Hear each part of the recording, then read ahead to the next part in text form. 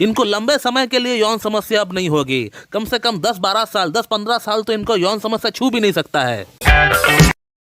नमस्कार दोस्तों, आज इस वीडियो में हम लोग बात करने वाले हैं कि किसी एक पुरुष का शरीर में अगर प्रोलैक्टिन नामक महिला हार्मोन अगर बढ़ जाए तो उसे किस तरह का यौन समस्या, सेक्स प्रॉब्लम फेस करना पड़ता है, ये आज हम लोग जानने वाले हैं। और होम्योपैथिक ट्रीटमेंट के जरिए हम लोग इसे कैसे ठीक कर सकते हैं, ये भी आज हम लोग जानेंगे। तो मैं डॉक्टर सुप्रता और आप सभी का फिर से एक बार बहुत बहुत स्वागत करता हूँ अपने इस YouTube channel homeo care tips पे। दोस्तों, प्रोलैक्टिन, एस्ट्रोजन और प्रोजेस्टेरोन, ये जो 3 हार्मोन होती है, ये फीमेल्स हार्मोन होती है, महिला हार्मोन होती है। और महिलाओं के अंदर ही इसका प्रोडक्शन ज्यादा मात्रा में होता है एज कम्पेयर टू मेल्स। पुरुषों में भी ये तीनों हार्मोन पाया जाता है, लेकिन पुरुषों में ये तीनों हार्मोन जितना कम से कम मात्रा में हो उतना ही अच्छा होता है। पुरुषों के अंदर टेस्टोस्टेरोन और एंड्रोजन हार्मोन का प्रोडक्शन ज्यादा होना चाहिए, ना कि प्रोलैक्टिन, एस्ट्रोजन और प्रोजेस्टेरोन का। सिमिलरली महिलाओं के अंदर टेस्टोस्टेरोन और एंड्रोजन का प्रोडक्शन कम होना चाहिए और प्रोलैक्टिन, एस्ट्रोजन और प्रोजेस्टेरोन का मात्रा सही होना चाहिए, ताकि उनका बॉडी का प्राइमरी और सेकेंडरी कैरेक्टर सही से डेवलप हो सके। लेकिन ये प्रॉब्लम तब बढ़ जाता है जब एक पुरुष का अंदर महिला हार्मोन बढ़ जाए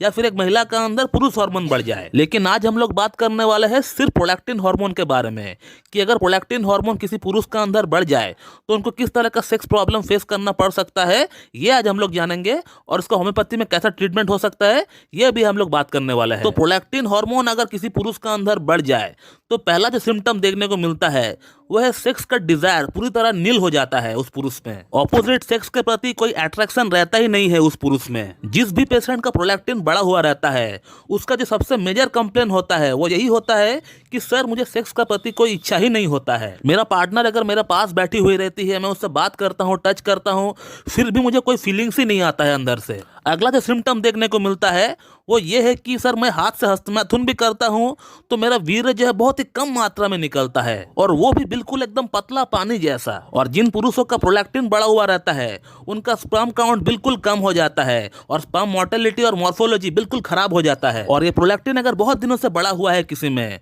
और उसके लिए अगर कोई ट्रीटमेंट ना लिया गया हो सही से, तो उस पुरुष को इनफर्टिलिटी की प्रॉब्लम भी देखना पड़ सकता है। अगला जो हाई प्रोलैक्टिन का सिम्टम होता है पुरुषों में, वो ये है कि एक पुरुष का चेस्ट, जो छाती होता है, वो बिल्कुल महिलाओं जैसा हो जाता है, यानी इंग्लिश में जिसे हम लोग गायनोकोमेस्टिया बोलते हैं, इसका भी शिकायत होने लगता है। क्योंकि प्रोलैक्टिन जो हार्मोन होता है ये महिलाओं में उनका ब्रेस्ट एनलार्जमेंट में भी जो है सहायता करता है। और एक महिला जब माँ बन जाती है तो यही हार्मोन है जिससे जो है मिल्क प्रोडक्शन होता है। इसके अलावा जो मैंने देखा है इतने दिनों से, वो ये है कि जिन पुरुषों का प्रोलैक्टिन बढ़ा हुआ रहता है उन पुरुषों को सही से ऑर्गेज्म भी नहीं हो पाता है।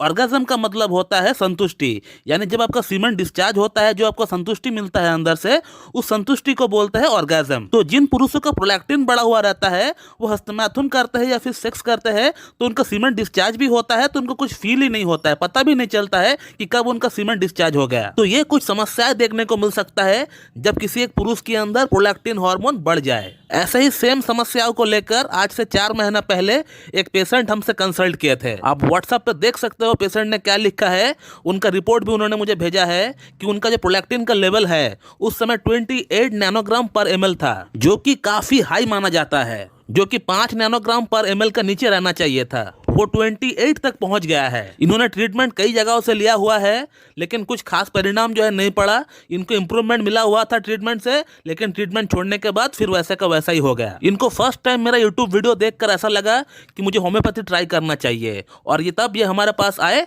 ऑनलाइन कंसल्ट करने के लिए। इनको वो तमाम समस्याएं हो रही थी जो हमने आपको अभी बताया हाई प्रोलैक्टिन के लिए। गायनोकोमेस्टिया की प्रॉब्लम थी, सेक्स डिजायर बिल्कुल लो हो चुका था, इरेक्शन बिल्कुल 0 हो चुका था, और सीमेन क्वालिटी और क्वांटिटी दोनों ही खराब हो चुका था। फिर मैंने इनका एक पूरा केस टेकिंग किया, और केस टेकिंग करने के बाद हमने इनका ट्रीटमेंट कार्सिनोसिन 1M से स्टार्ट किए एज एन एंटी मायोस्मेटिक मेडिसिन। उसके बाद कॉन्स्टिट्यूशनल ड्रग जो इनका चयन हुआ था वो था अर्जेंटम नाइट्रिकम। अर्जेंटम नाइट्रिकम को हम लोगों ने 0/9 से हम लोग स्टार्ट किए थे इस केस में। और जनरल मेडिसिन के तौर पर हमने इनको डामियाना और ट्रिबुलस टेरेस्ट्रस हमने इनको रेकमेंड किया था, जो कि इनको सुबह दोपहर शाम इनको हमने लेने के लिए कहा। और उसी के साथ पेशेंट का कहना था कि सर, आपका खुद का बनाया हुआ जो गोली है मुझे वो जरूर जरूर से दीजिएगा। मुझे उसका 2 महीने का कोर्स करना है, क्योंकि इनको जल्द से जल्द ठीक होना है, क्योंकि 6 महीना बाद ही इनका शादी होने को है। और 4 महीने बाद जब हमने इनका फिर से प्रोलैक्टिन का रिपोर्ट निकाला है, वो कितना कम हो गया ये आप देख लीजिए। 28 से 5 नैनोग्राम पर ml पे आ चुका है। इंप्रूवमेंट तो होगा इनको, मुझे ये पता था,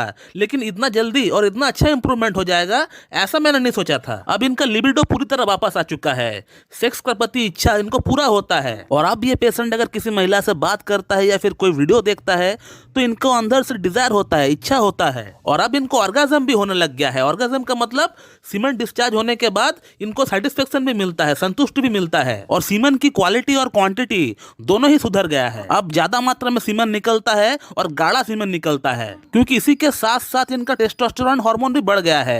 हालांकि इनका टेस्टोस्टेरोन हार्मोन का हमने रिपोर्ट नहीं बनाया है, लेकिन मुझे पता है अगर प्रोलैक्टिन हार्मोन अगर बढ़ता है तो टेस्टोस्टेरोन कम होता है। सिमिलरली अगर प्रोलैक्टिन कम होता है तो टेस्टोस्टेरोन बढ़ता है, और यही नियम है। और इसीलिए मैंने टेस्टोस्टेरोन का रिपोर्ट नहीं निकाला है पेशेंट का, क्योंकि मुझे फिजूल का पैसा वेस्ट नहीं करना है। अब ये जो प्रोलैक्टिन नीचे आ गया है, अब ये जिंदगी में कभी भी नहीं बढ़ेगा। इनको लंबे समय के लिए यौन समस्या अब नहीं होगी।